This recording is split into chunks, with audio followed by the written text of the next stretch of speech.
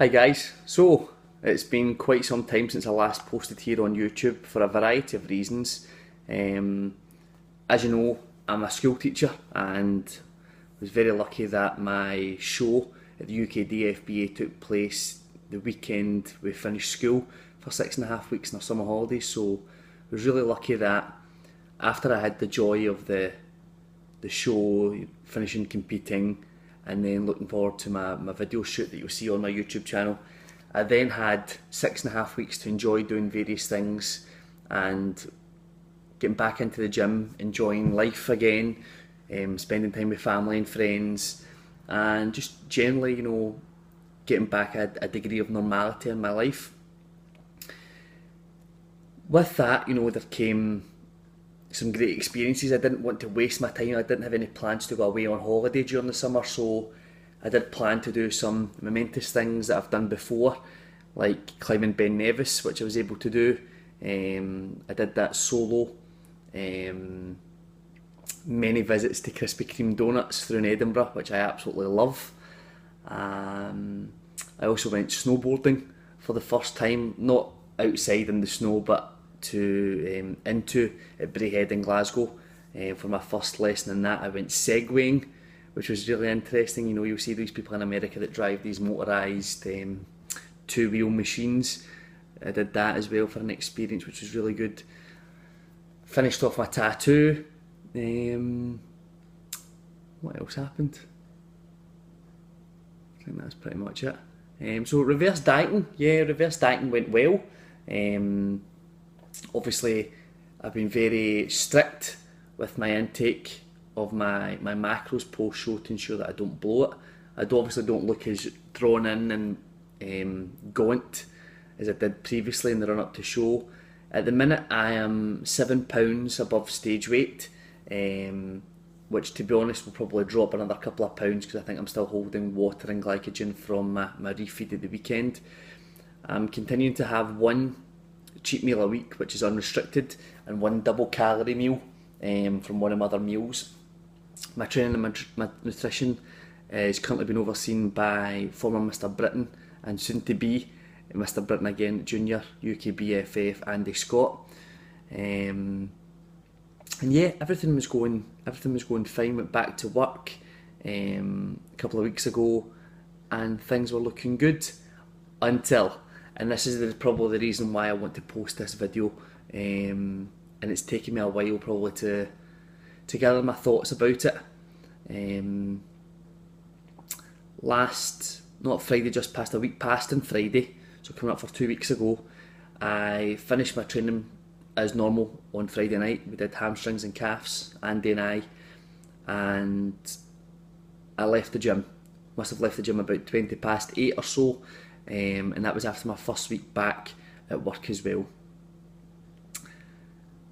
That's all I remember from the incident. I don't remember anything else.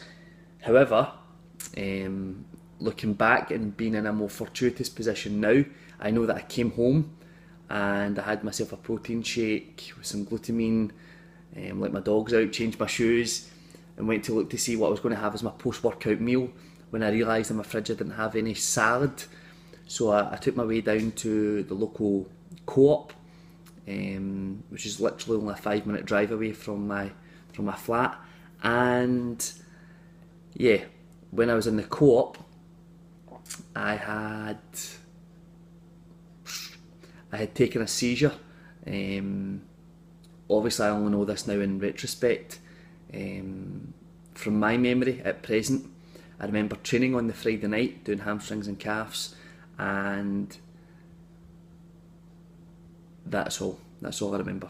Doing my training with Andy, and then the next thing I knew, I woke up in the Queen Elizabeth Hospital, no, I said hotel there, in Glasgow at 25 past 12. So really missing, three and a bit hours of my life. I woke up, my mum was there with my cousin and his fiance. They had obviously been contacted. I think the paramedics had contacted my mum via my phone, and she was able to come over, I don't remember anything of it. I stayed in hospital for 2 nights. I kept having episodes of hypoglycemia when my blood sugars were below 2, which was very worrying for the doctors and the nurses in the ward. However, I felt okay. My memory wasn't great. It's still to this day, 2 weeks on, isn't 100%. It takes me a little bit longer to formulate thoughts, whereas I would be quite quick-witted,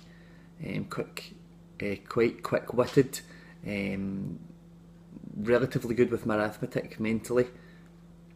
Those quick fire things just aren't there anymore, which really was a cause for concern for me.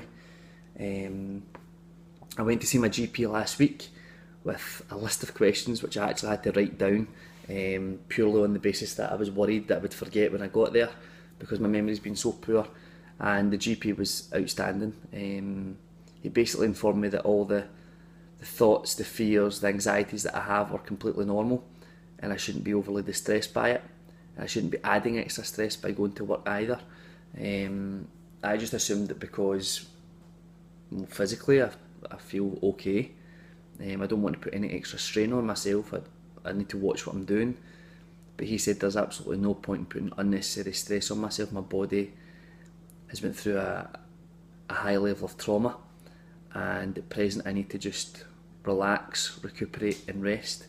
With his recommendation of 8 weeks of resting, I said if we could just discuss it, week on week, because I don't know how I could cope being off for 8 weeks, to be honest. Obviously the seizures had a major impact on my life. It's made me reconsider a lot of things, and it's had a massive impact on my lifestyle. I've done a lot of reading now on training and diet, because at present we don't really know what caused the seizure, if it's based on diabetes or epilepsy, which tend to be the two front runners. I have to go to clinics in the next 6 to 8 weeks, both in endocrinology and a seizure-based clinic, for them to do further tests. I've got my first appointment for the endocrinology clinic on the 14th of September, which I'll have to fast for to see where my blood glucose levels are based at. But one of the major things that this has had an impact on is my life in relation to driving. For those that don't know, the DVLA state that people who have a blackout or a fit or a seizure, they're suspended from driving for a year. And having been driving now for the best part of 10 years, it's like losing your right arm. You forget how dependent you become on your car, not just to commute back and forth to work, to the gym, to pick up shopping, to run errands, to help out family and friends, and literally you just become very restricted. I have been blessed in that lots of people have helped me out, either going for shopping or even sending me well wishes via text messages or phone calls, which has been really, really nice and very comforting. However, it's not easy. It's quite upsetting, to be honest. So yeah, my plan is obviously to sell my car, as it's sitting there and it's not going to do anything. I'm still paying a very hefty road tax fee per month on it, along with my insurance. So my plan is to sell up my car and buy myself a bike, so that when I do go back to work and I'm fit enough to go back to work, that I'll cycle to and from work, as there's really no public transport near me. I would need to go into the city centre to come back out, and the time that would take wouldn't be ideal. Other than that, would be taxis, which per day is probably going to cost about £20 per day, and I can't afford to do that. So yeah, yesterday I was in Tesco and had another hypo. I could actually feel it coming on, which is progress, I suppose, because I knew things were starting to get a little bit blurry.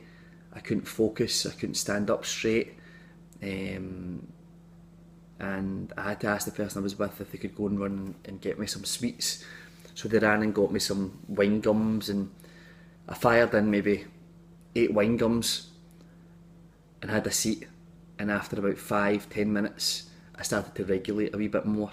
I didn't have my blood sugar tester to see where I was at, but most definitely knew that if I was to go another 5 or 10 minutes, I'd imagine I'd probably end up blacking out.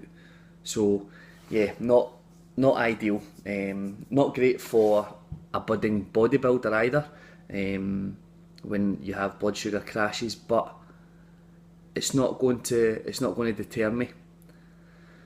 A lot of people after this are blaming, diet, they're blaming nutrition, they're blaming putting your body under excessive stress and they're up for competitions. Really, I don't understand any of that, because obviously a bodybuilder's diet isn't perfect, but it's clean. You're not eating junk food, you're not abusing your body with drugs or alcohol, well, not in my case, drugs or alcohol or tobacco. You're eating clean, wholesome, whole grain, organic foods. So yeah, maybe the quantities aren't great of what you're getting in the run up to show, but this seizure had occurred 7 weeks, I think, after the show. So it's not as if my body's been depleted at that stage, and that's not been the cause of it. I don't really know what I want to happen. Everybody's saying obviously I want it to be diabetes. I'd prefer if it wasn't diabetes or epilepsy and it was just a one-off, unexplained thing. But the fact now that I'm having more hypos after any sort of exercise, going for a long walk, doing a little bit of cycling in my house, on the stationary bike, my blood sugars are crashing automatically. So this video is obviously going to be about my mental, my physical and my health post-show. Probably not interesting to a lot of people, but hopefully there will be people out there that have been in this position that could maybe leave a little comment, let me know how they've got through things. If not, track my progress and I'll keep you updated with everything that goes. As always guys, till next time, cheers.